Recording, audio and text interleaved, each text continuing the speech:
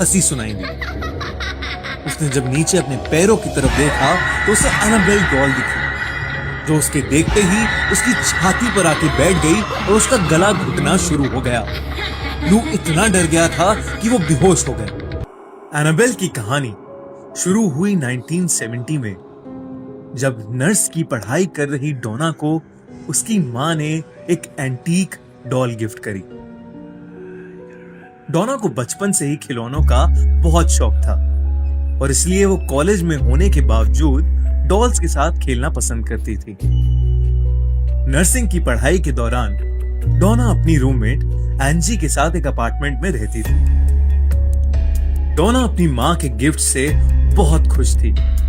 वो कॉलेज से वापस आकर उसी डॉल से बहुत सारी बातें करती और अपने साथ ही बेड पर उसे सुला भी देती। कुछ दिनों बाद एक बार जब वो कॉलेज से वापस आई तो डोना ने देखा कि उसकी डॉल बाहर सोफे पर पड़ी है, लेकिन जहां तक उसे याद था वो डॉल को अपने बेडरूम में अपने बेड पर ही छोड़कर गई थी। जब डोना ने ये बात एंजी को बताई तो एंजी ने कहा कि उसने भी ये नोटिस किया है कि ये डॉल अपने आप एक जगह से दूसरी जगह आ जाती है। उस दिन के बाद से वो दोनों गौर से उस डॉल के मूवमेंट्स पर ध्यान देने लगे।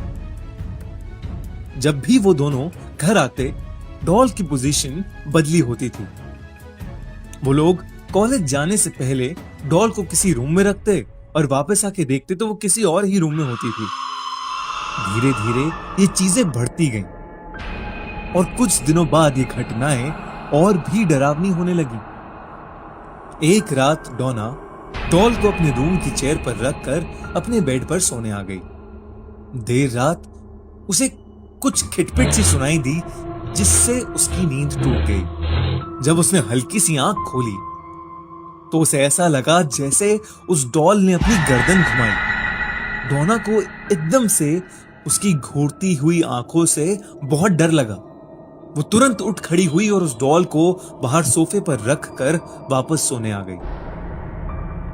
कुछ और दिन बीते और घर में ऐसी अनयूजुअल घटनाएं बढ़ने लगी।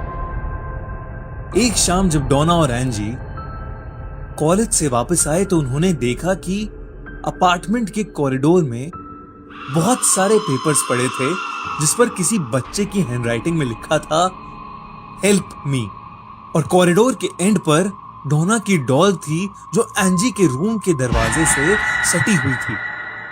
वो दोनों पेपर्स पढ़कर काफी घबरा गए। डोना जब उस डॉल के पास गई तो उसकी आंखें फटी की फटी रह गईं। उस डॉल के चेहरे पर खून लगा हुआ था और उसके बाल खून से लथपथ थे। इस घटना के तुरंत बाद ही उन्होंने चर्च के एक प्रीस्ट को बुला लिया जिसने बताया कि वो डॉल पोजेस्ड है, यानी उस डॉल के अंदर एक आत्मा है। जब उस प्रीस्ट ने उस आत्मा से बात करी तो उस आत्मा ने बताया कि वो एक 7 साल की बच्ची है जिसका नाम है एनाबेल हिगिंस और उसकी मौत डोना और एंजी के अपार्टमेंट के नीचे एक रोड एक्सीडेंट में हुई थी। एनाबेल ने यह भी बताया कि वो डोना और एंजी के साथ सेफ फील करती है और वो उनके पास ही रहना चाहती है। डोना और एंजी को एनाबेल की कहानी सुनकर दुख हुआ और इसीलिए उन्होंने उसे अपने साथ रखने का डिसीजन लिया। डोना को लगा कि 7 साल की छोटी बच्ची किसी को क्या चोट पहुंचाएगी, पर डोना को यह नहीं पता था कि उसकी बात जल्द ही गलत साबित होने वाली है। एंजी का एक बॉयफ्रेंड था लू, जो कभी कभी उनके अपार्टमेंट में रहने आता था। जब एंजी ने उसे एनाबेल के बारे में बताया तो लू बहुत घबरा गया।